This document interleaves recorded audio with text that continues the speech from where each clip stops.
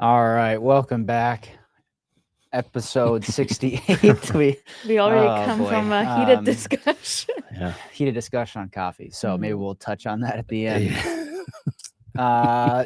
Keith, Kyle, Lisa, myself, Tyler, normal crew back in action Mm-hmm. after last week. So we expect you two to pick up the slack this week for us, do most of the talking. So Without coffee, I don't know how that goes. Lisa's already had 2 cups of coffee this morning. It's not even 8 a.m. and she's looking for more.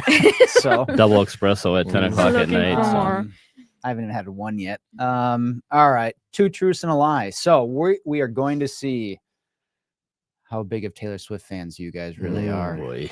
Wow. I'm out. Me too.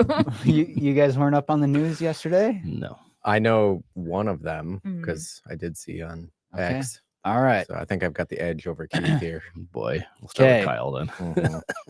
All right, here we go. Taylor Swift recently announced her 12th album called The Life of a Showgirl. B, the Empire State Building was lit up bright orange to celebrate Taylor Swift's announcement. And the official announcement of the album came from a X post or Twitter from Taylor Swift's marketing company.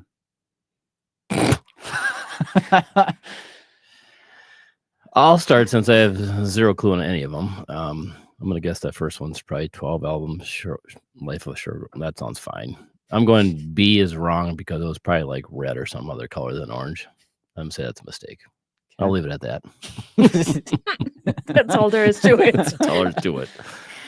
Should I? Yeah, go ahead. Okay. Well, I give it a shot. I think first one might be true because everything surrounds that announcement.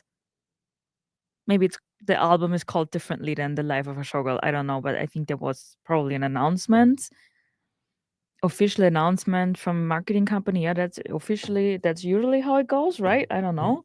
Well, it's on X, I go with the Empire State Building as well. It's like, why would they lit up? Like, what's the reason behind that? I don't know. It could be. I go Taylor with B. Swift. Yeah. I don't know. B is wrong. Okay. I know A is correct because I saw it on Twitter. Okay. So A and it was B in the is trending. correct. A is for sure correct. Oh, nice. All right. B, I want to say it's probably a different color. I don't know if B or C is correct, but I did see it on Twitter. I don't know if it was a marketing company. I'm going to say C to cut the difference for you two. Okay. All right. It is C. Oh, boy. So do you guys know who Travis Kelce is and Jason Kelce? Mm-hmm. They have a New Heights podcast. Mm-hmm. That's where it was announced. A teaser for their episode that comes out at 7 or 6 o'clock tonight. Obviously, they're still dating. Yes, they are. So she's on. You'll know in the next album. She's on the podcast episode tonight, and people are hoping that she announces more stuff about the It's actually album. a good show, the ones I've listened to. Yeah, they do a great job. Mm-hmm. But yes, the Empire State Building was actually lit up orange. That's crazy. but why for Taylor orange? Swift. Yeah, why orange? Is that the color of Because her new mint, green, and orange are the colors of her new album. Oh, okay. So I agree with Lisa. Oh, okay. I don't think you guys realize how many companies posted something, whether that's Instagram, TikTok, Twitter, with some type of orange. Sparkly. Oh, really? Yeah. I guess I live in a bubble. Tyler, are you a super fan? Is that what I'm hearing, or did you actually? Yeah, he's way too excited. Well, for it might be his wife too, though. You seem like you're beaming over this. Yeah, right. He's just sparkling eyes. Surprised you didn't have an orange shirt on today. Maybe he does. I've got my Mint. orange watch band. An orange cup We're ready. Orange cup. with coffee. That's true. Yeah. Where's the sparkles? Yeah. In his eyes. Yeah. Thinking about Taylor. All right. Anyways, hot button. So I want to talk about, I know we've talked about this in the past, but the Magnificent Seven earlier in the year really wasn't the leader of the market. And we were talking about breadth and other companies working well.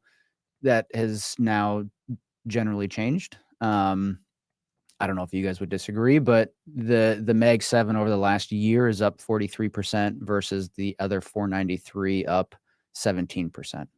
Right. So they continue to be our leadership in this market. And so what I want you guys to answer is, can this continue? Just flat out, can this continue? Lisa? I think so. Yeah. I mean, we hear people saying and investors calling for a broadening out of the market for the longest time, but it's still very concentrated, pretty much. And I think it can continue for sure for the short term, because when we think of where the concentration is and what these companies all do, then it's basically AI is the common denominator for all of them. And we are still in a very much early innings. I think that's the common consensus here, that there's still much more to come. We already see payoffs for some of them more than for others. That is great because that keeps up the hype. They still keep on investing heavily. I think it can continue broadening out maybe at some point where we see more development of that into other sectors. And we talked about that before, how that could, plan out. Nobody knows yet. But if that gets adopted, the whole theme of AI into more sectors, that could basically be a more broadening out at that point. But I think for now it for sure continues. Keith? Yeah, I mean, well said by Lisa. I agree. I mean, we talked, a year ago, can it happen? And most people say, oh, the market's got to broaden out. And, part of us were in the opinion of, yeah, it can broaden out, but doesn't mean these 7 names have to go away or 5 names, right? It's obviously, as investors, you would like to broaden out, right? You just don't want to pick 5 stocks and then the other 495 just kind of be whatever. So it would be nice if it does broaden out. But I think the performances follow the actual fundamentals of the companies, right? Because I think expectations were, 6-9 months ago that these companies would start slowing from a high growth rate of, 30% plus. It would go down to like the low teens, whereas the other 493, 495, whatever you want to call it, would go from negative growth rates to positive to actually above 15%. So there'd be this crossover period. But what we've seen in the second quarter is absolutely has not happened. So it's the big guys have gotten better. They've been growing. They re-accelerated. And the smaller, the other ones, the 493, 595, have actually slowed their versus expectations. So I do think it's healthier if the market does broaden out. But I think Lisa nailed on the head. In the short term, I don't think it has to happen. I think fundamentals, at some point down, there'll be a law of large numbers. And I would have thought we'd maybe start seeing a little bit, but we haven't in this next quarter, and probably won't for the next quarter or two. And everybody's still excited about AI. And we always talked about the AI winners are these big guys because they have so much CapEx or so much farther ahead of everybody else. And it's just where people are moving, and that's where the puck's going. So, Kyle, is this an issue, though? So, like, hearing what Keith says, what Lisa says, is regardless of how well they can do, is the fact that this group of 7 literally has led the market in 2023, 2024, and now we're doing it again in 2025. So is this becoming an issue? I guess it would be, I'd have to think about the word issue is very loaded, right? Like issue for who, right? I think I guess just future stock market performance for investors. Yeah, I don't necessarily think so. I mean, to kind of riff on what Keith and Lisa were saying, I mean, earnings and fundamentals are really what drives this stuff, right? So, I mean, if you look at earnings season, Mag 7 earnings, where the lion's share was like 80% of the growth came from those 7 companies. So it makes sense that they reaccelerated, and then CapEx trends too. I mean, that's they're investing heavily to continue to grow. Will they outpace expectations? Hard to say. Will they grow into the multiples and that concentrated value that they've taken? Rightfully, I would say at this point, considering the fundamentals. But I think it comes down to a function of time, right? So like, one chart that has kind of captivated my attention is if you look at forward earnings expectations and growth rates over the next 2 years, the 0/under earners, the negative earners in the Russell 2000, the small cap companies and mid cap companies, they have woefully underperformed for years. And for the very first time in, I think, a decade, they are expected to see go from negative earnings to flat now, that's where we're at now, to 24 months from now, they're supposed to be the lion's share. It's like 20+% earnings growth on average across that block of 2,000 companies. Whereas the large cap universe is supposed to basically invert that trend and go from plus 20 down to flat. So, I mean, there are changes in regimes all the time. If you look back to the 80s, the kind of the concentration of IBMs and GEs that were market leaders all those years, they're not even in there anymore. So something will change. I just don't know what it is. I mean, the other thing that I think helps break this paradigm is I was reading an earnings call for KeyCorp Regional Bank the other day, and they fund C&I commercial industrial companies, in their loan books, and they were making comments about the big beautiful bill and the depreciation bonus that's rolled into that for 100% depreciation. And the comment was, nobody's asking about that in earnings calls, and it's not being factored by any significant value into earnings or expectations yet. But the comment was, we are already seeing it to a very strong extent, that the CapEx ramp in the second half of this year for smaller companies is going to shock people. So that comment really struck me as like, oh, maybe there's like this animal spirits reignition that happens in the 493 versus the Mag 7. So maybe that is the kind of stone to dislodge the current regime. Yeah. Well, you brought up Lisa, you brought up concentration, Kyle, you brought up small cap. So what I found interesting was this chart that the largest 5 stocks in the S&P 500 are now 5x the entire market cap of the Russell 2000. Crazy. That's insane. But maybe another point to the issue, or for who it could be an issue, that concentration in basically 7 names that are all has to do with AI, and it's all the same trends.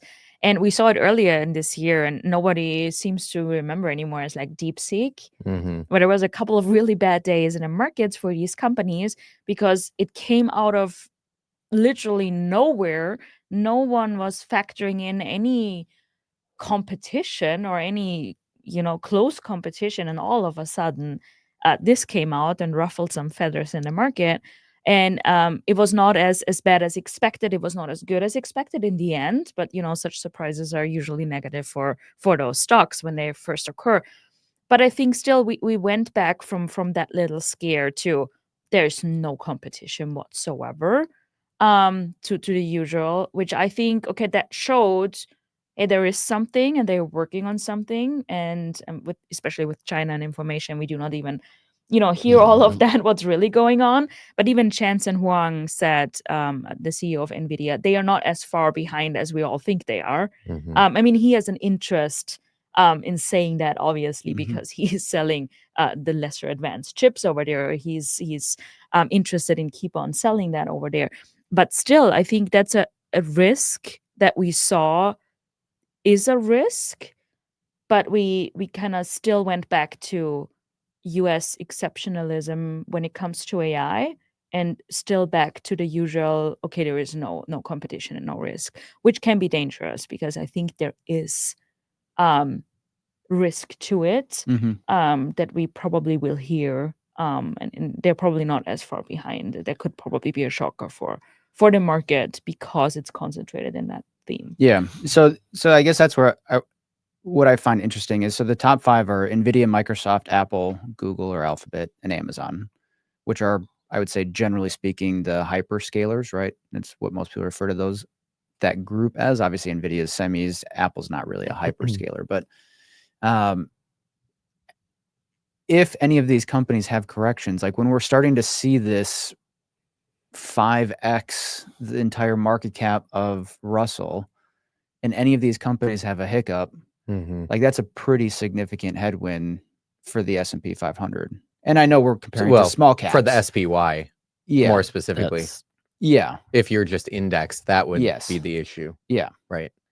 So the general stock market that most people refer to have a pretty significant headwind with how big and significant of a concentration these companies have in that specific index. That was what I was going to bring up with you heard issue. I think that's to what Kyle just said, is if it's an issue for the overall S&P 500 Yeah. because the concentration is above 30%. So if they do slow, that'll be a headwind for the overall. So those next 70, percent have to really do well to kind of offset. But that's if you just hold the overall index, right? So you can see, which again, that's what the headline is, and that's what people talk about. And that's what's driving the overall market, right? Because you can been in small cap for the last couple of years, and the S&P has been up 25, 26%, and almost 10, I guess now. And small caps, I don't even know what the 2.5 year run is. Probably not great. Not great, right? Yeah. So then there will be a time to rotate, and I just don't know that the timing is going to be tricky because it's fundamentals are so good right now with these large cap. And again, market discounts future. So like Lisa said, something could come up and spook the market, or people decide finally that maybe this animal spirits, that's an interesting take on it, because you're starting to see the last couple of days that small caps are acting better. And the cores themselves have been hit and miss, because the other thing is with small caps, you have stuff that can literally go up 30-40% in a day, or go down 25-40% in a day. So I would, like I said, add to that the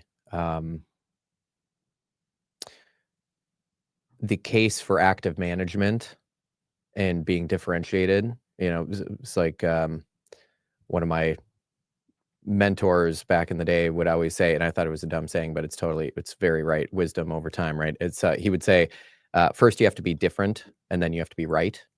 And if you're just indexing with an S&P, SPY, or VOO, you're not being different. You're literally following the herd, and that's totally fine. Like that's a fine way to do it if you are disciplined and you've got a long runway in front of you and you're not emotionally in and out and in and out and in and out. That's totally fine. Like the market will do what the market does, and it'll all work itself out. That being said, you look at like portfolio I run, Contrarian Choice, and it's concentrated, 20 names, value orientation. It's a portfolio of story stocks, right? And we don't own Apple. We don't own NVIDIA. We don't own some of the, we don't own those names, partially because the style. But even so, if you're in a core fund, there are active managers taking bets that are underweighting or going naked a certain name, right? So in the event that you have that unwind because fundamentals or a deep sea comes, like a black swan event or whatever, those managers are going to materially outperform. Right. So yeah, I mean, NVIDIA is 8% in the S&P, or just over 8% right now in the S&P. It's over 8. It's crazy. Keith isn't going to own. I mean, he could, right? But you're trimming your position along the way so that you're not owning 8% of the core select in NVIDIA. Yeah, no, we'll look to Kyle's point. I think as the last few years, it's been definitely own the big guys, the winners. And I think you still want to participate with those at some point in time. You're still going to want to take some of those winners and rotate that into some of these story stocks or unloved stocks. Then the trick is getting it right on the exact timing of it. And that's to what you said. I think a good active manager, I think you'll start seeing some all performance in the last few years. It's kind of been masked just by own the big guys. You've done well. I think if they'll start to slow, you'll see kind of, where the performance can come from. Sure. Well, seems that will be a picker's market. Yeah, that's why I was going to bring that up. I was going to bring it up. I figured you were going to bring that up, Lisa. All right, back to topic at hand here. So the other aspect of this that I found interesting was we talk a lot about money market and the $7 trillion plus, and if that comes rushing back, then people will buy the dips, that money comes back into the market, whatever. But I feel like we have in the past, we don't talk about it a lot, but buybacks, right? Because that's I shouldn't say it's a guaranteed thing, but it seems to be a recurring thing that more companies do even more buybacks every single year, right? So this year it's projected that we're going to have about $1.3 trillion in buybacks. And a lot of that is weighted, maybe not necessarily only the top 5 or Meg 7 or top 10, but it's concentrated in those bigger, larger companies, right? They have more to buy back, right? They have more to buy back. So is that just a natural tailwind for these bigger companies, when you're comparing to Russell 2000 or even the smaller companies in the S&P 500, is this a tailwind to just continue driving the prices for Nvidia higher, for Meta higher, for it just creates that natural buyer or artificial buyer that other companies don't necessarily have? I would say, sorry to jump in right away, No, you're but good. I would say you kind of have to take it with a little grain of salt, because what most of the charts that you see on buybacks, yeah, they are doing that in aggregate, and it is a tailwind for sure. But the implicit assumption in that is that there is no share issuance in terms of executive compensation or other payouts. Right. And what would be a more fair representation to see actually if there's wind in the sails to help net shares would be net shares, right? Yeah. So that's one thing that I look at. I mean, Warren Buffett and Charlie Munger have talked about this forever, is like share cannibals, right? So you look at a company like, AutoZone or Domino's Pizza or NVR, or, there's a whole list of them out there where every year for the last decade, they just buy back small. It's not, huge absolute dollars like what Apple has to deploy, or Alphabet, but those stocks just continue to tick higher and higher and higher because they are actually doing the work, and that is reducing those shares. And eventually those companies will probably go private again. Whereas an Apple is probably, I haven't looked, so I don't know. So I'll give you, I don't know what the time frame was, but Apple, from the peak shares, Apple's reduced their share count by 44%. Okay. That's part of the reason I think. Yeah. But Berkshire they do so much in buybacks Right. that you can't possibly. I mean, this year they're going to do, what is this, $100 billion in buybacks this year? I mean, it's pretty hard to. But stock issue $100 issuance, billion. well, I don't know. Well, I mean, you look it's at not- I guess- Meta's yeah, payouts that's on the true. AI. That is true. You know. Yeah.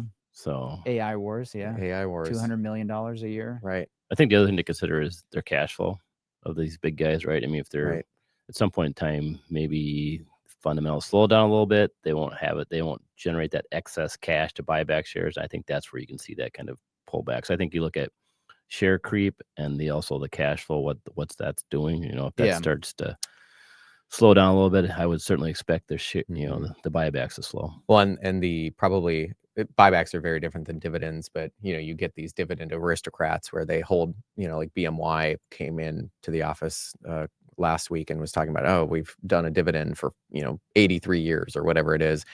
Buybacks are definitely different. There's not like an implicit like you're doing this and you're on the hook. But if Apple's done, how many years have they done it? But from that 44% drawdown in there, I can't remember. I think it was over 10 years. Maybe, okay, so is that actually peak? baked into the expectations where if they redirect that capital to CapEx for data centers or whatever, are investors going to actually be upset about that because you're removing the perceived tailwind? Yeah, I mean, Tim Cook. I feel like people, and this is more specific to Apple, but I feel like investors there's been a difference in CEOs of Apple, right? Steve Jobs is the visionary. Tim Cook is the buyback king. And people claim that's the only reason why Apple shares have done well is because Tim Cook just goes in and buys back shares and calls it a day, right? That's where they get their earnings growth from. But yeah, I'm more in the camp that even if buybacks slow, it's still going to be a tailwind for the bigger companies just to get even bigger, personally. Because they have an artificial buyer that other companies don't have. And the big companies, if buybacks slow, that means that the smaller companies definitely aren't going to be doing share buybacks, right? Again, I think it depends on your cash flow. So, I mean, if you're a small company and you're generating a lot of cash and you don't have any CapEx projects or you don't pay a dividend, I could see them buying back. But it's such a tiny dollar amount, right? So it's relative to your market cap, right? So it's 100 billion on Apple is what, a 3 trillion plus company. So you do that, there can be certainly small cap companies that are buying 3-5% of their but you do that cap. over 10 years and you've bought back 44% of your and they've total also share count, right? Yeah. So you have that artificial buyer. Then I don't know. I think Apple is unique in that situation, though. Right? Yeah, I don't think hardly any of those other big tech guys have reduced their share count. And to the point where Apple, if you look at their actual, that's one reason we own it. I'm not a huge fan of it. I mean, such a big position is the reason, one of the portfolios I manage. But if you look at the top line revenue growth, it hasn't been great for the last couple of years. No. I think 2 years ago it was actually negative, and then 1 year was like 3%, where the rest of these guys are growing 10, 15, 20%, re-accelerating. And I think, Apple's had a nice big week last week on, another 100 million CapEx in the US. Yeah. And it's just, so it's a little bit of a head scratcher. Apple's kind of Yeah. it's hard to, it's a great name though, right? If you're in the ecosystem, I have 3 kids and you guys I'm an Apple family, and it's Apple One and this and that. And it's like, heaven forbid we actually try to get out of it. Good luck. Yeah, pretty much. All right, we're running out of time here, so we'll kind of talk about this one quick. But going to the money market side of things, because it is $7 trillion is significant. Even if, so not all 7 trillion of that money is going to come back into the equity markets, or would you guys disagree? You guys generally in agreement on that? Yes. Yeah. Yeah, there's people that just park it there forever. Right. And even if they want to take on more risk, instead of jumping to the equity markets, they're probably going to go to a 2-year treasury or a 5-year treasury or something, right? They're not going to, that's a pretty drastic jump in risk to go from money market to equities, right? Yeah, but I think a lot of people, that's what they do. I don't necessarily think you're going from money market to bonds either. So there's an article, I think in Bloomberg or the Wall Street Journal yesterday talking, it wasn't exactly this, but it was talking about how money, it has been rushing into like young money, like Gen Z, younger millennials, jumping from cash into levered that's what I think. ETFs. And I was like, whoa. Like, so I don't think there's necessarily that sliding scale that you're kind of talking about. You don't think? Mm-mm. All right. We'll that'll be a discussion topic for another time. But okay, so even if let's just say 2 trillion of the 7 jumps right back and just goes straight into the S&P 500. So that'd be about $164 billion that would flow into NVIDIA. It's only 4% of its market cap. So is this money market money sitting on the sidelines really does that 4% do anything for NVIDIA or Meta or Apple? Like, does that money coming back into the market do anything for the market? Yeah, more buyers than sellers. Come on. Yeah, no, I think it's size wise, it's not going to double the market by any means. You probably scaled it right here. It's going to put that floor. I think if markets get a little kind of queasy, and if people think things are on sale, maybe they put that 2 trillion of your 7 trillion in your example, and that makes sense. Yeah, I don't think there's a lot of money on the sidelines, and I think what's going to happen though is it's the FOMO, fear of missing out. I think that's where all of a sudden you're starting to see signs of that right now, and kind of what Kyle just mentioned on the articles of the Gen Zs or whoever the younger are looking at. I'm just going to go skip just the S&P 500. I'm doing some leverage to really catch up. So and this works right now. I think at some point in time it won't. Lisa? Well, I'm doing a little bit the counter argument here. I think like the whole money market story is maybe a little bit overestimated of how much really comes back. And like FOMO is certainly a thing at the moment. But I would say there's also a new term that I heard, and I'm a huge Addams Family's fans, and there's a new season on Netflix, a Wednesday. I highly recommend. Anyways, Wednesday Addams, she said, like, you're not going to watch the Taylor Swift New Heights episode? No, I watched. Let Lisa finish. I watched Come on, Tyler. Wednesday Addams. Anyways, she said, like, I do not have FOMO, I have phobia, fear of being included. And when you think about, a lot of retail investors and a lot of that money flocked into the markets in the April sell-off. So a lot of retail and a lot of that dry powder flocked into there. They're sitting on a lot of gains at the moment. And they might get a little bit chittish to realize those gains and get out, like, fear of being included, and kind of take a step back and say, okay, for now, it's fine. It's getting extended. While others who sold out at the lows and never got back in because they missed, they were like, well, at this point, I also don't do it, and I wait for another opportunity that could present itself, maybe with the sell-off. So I don't think at this point, I don't see a whole lot of reason why 2 of the 7 trillion cash should come back in at the moment. I think there must be a reason for it, which It's can FOMO. it's FOMO, yeah, right. There's That phobia and is it. FOMO, whatever. But it's like, okay, another argument could be, hey, there's rate cuts ahead, and now, with an even more probability than before for a September rate cut, where we say, hey, if the Fed cuts interest rates, money market funds are the first actually to get hit and to feel that on the short end. And that could be a re-evaluation for those people and say, hey, okay, I earn less money now, I might consider something else. But I still think when we think of money market funds, even if the Fed cuts rates in September, they're still earning a lot more money than they have for years. So still, it's like, what does that 25 bips really do in cut, right? So it's like, even if the yields come down, and they will, it's still much more than investors were used to for years. So what is the real impact for that? And I think another reason is also not that the Fed cuts rates, but why it is. Is it because things really got out of hand and really bad? Then we see maybe more inflows to bonds. Or if they cut because we avoid a recession and things are actually really good, okay, then I see a little bit more inflows to equities straight from money market funds. But overall, I was like, okay, for people who are sitting on the sidelines at the moment, even if a rate cut in September, I don't see a whole lot of drivers, to be honest, despite cuts. Yeah. There you go. That is long story short. Sorry for Yeah. that long-winded answer. I just go the opposite way, because I think Fed cutting the people in a money market, it's another reason. And I get so many calls last month now from people that have kind of missed out. That client's not happy. Markets are up 10%.